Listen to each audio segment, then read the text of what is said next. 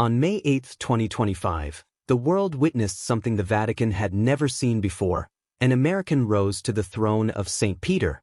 Cardinal Robert Prevost was chosen as Pope Leo XIV, and with that, one of the most ancient institutions on earth took a turn no one saw coming. But this isn't just a story of nationality. It's a story of disruption, mystery, and quiet rebellion within the heart of the Church. And while headlines praised the historic choice, they missed the real story. A story so dramatic, so unlikely, it feels pulled from the pages of a political thriller. Today, I'm uncovering 5 jaw-dropping truths about Pope Leo XIV, truths that mainstream outlets won't tell you, and that could change the way you view the Vatican forever. This isn't just a new pope. It's the beginning of a transformation. And once you hear what's really happening behind those ancient walls, you'll never look at the Catholic Church the same way again. Fact 1. From the streets of Chicago. Shocking fact number 1. Pope Leo XIV didn't grow up in some European monastery or Italian cathedral. He was born Robert Francis Prevost on September 14, 1955, in Chicago's Bronzeville neighborhood, one of the most historically significant African-American communities in the United States. This is mind-blowing because Bronzeville was the heart of Chicago's Great Migration, where hundreds of thousands of African Americans settled during the early 1900s. It was a community known for jazz clubs, civil rights activism, and cultural renaissance. Imagine the future pope growing up surrounded by blues music, community barbershops, and the echoes of civil rights movements. But here's what's truly shocking. While other future popes were studying Latin in European seminaries, young Robert was experiencing firsthand the American struggle for equality and justice. This grassroots American experience would later shape his entire approach to ministry in ways that traditional papal training never could. Fact 2. The Peruvian missionary secret. Shocking fact number 2 will absolutely floor you. Pope Leo XIV spent the majority of his career not in Vatican halls or prestigious American parishes, but deep in the mountains and villages of Peru as a missionary. This man literally lived among some of the poorest communities in South America, learning Spanish, understanding poverty at its most raw level, and ministering to people who had never seen luxury. While other cardinals were attending diplomatic dinners in Rome, Robert Prevost was helping build schools with his own hands in remote Peruvian villages. But here's the kicker. This experience made him fluent in both Spanish and indigenous Quechua language. That means Pope Leo XIV can literally communicate with over 600 million Spanish speakers worldwide and understand the struggles of indigenous communities in ways no previous pope ever could. Think about this. The Catholic Church has over 400 million followers in Latin America. For the first time in history, they have a pope who truly understands their world, their language, and their daily struggles. This isn't just representation, this is revolutionary. Fact 3. The Augustinian Breakthrough. Shocking fact number 3 is going to change how you understand papal history forever. Pope Leo XIV is the first pope ever from the Augustinian order. Now, you might be thinking, so what? But this is absolutely massive.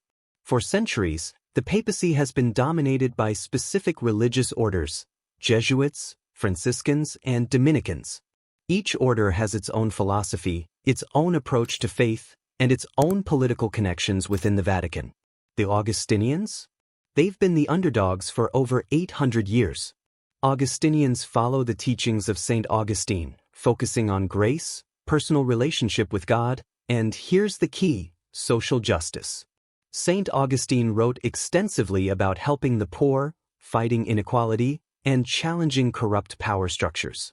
So when Cardinal Prevost became Pope Leo XIV, it wasn't just an American becoming pope, it was a complete philosophical shift.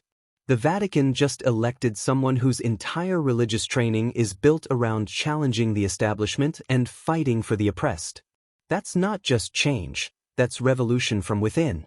Fact 4. The Vatican power play. Shocking fact number 4 is going to reveal just how politically savvy Pope Leo XIV really is. Before becoming pope, Cardinal Prevost held one of the most powerful positions in the entire Vatican. He ran the Congregation for Bishops. Now listen carefully, because this is crucial. The Congregation for Bishops is basically the Vatican's HR department, but for the entire global Catholic Church. This office decides who becomes bishops and cardinals worldwide. That means Cardinal Prevost had direct influence over church leadership across 6 continents. But here's what's absolutely mind-blowing. While holding this position, he was simultaneously living this humble missionary life, flying back and forth between Vatican meetings and Peruvian villages.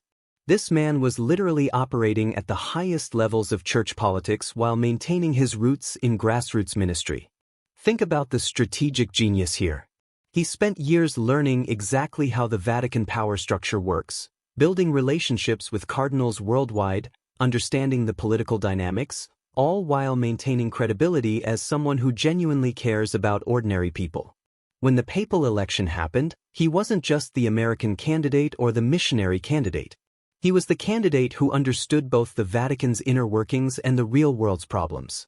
Fact 5. The historic first words. Shocking fact number 5 is going to give you chills.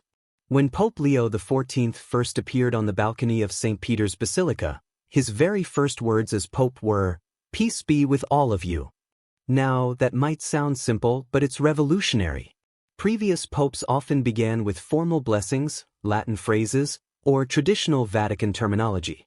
Pope Leo XIV chose to speak directly to the people in language everyone could understand, focusing on peace, not power, not tradition, not ceremony, but peace.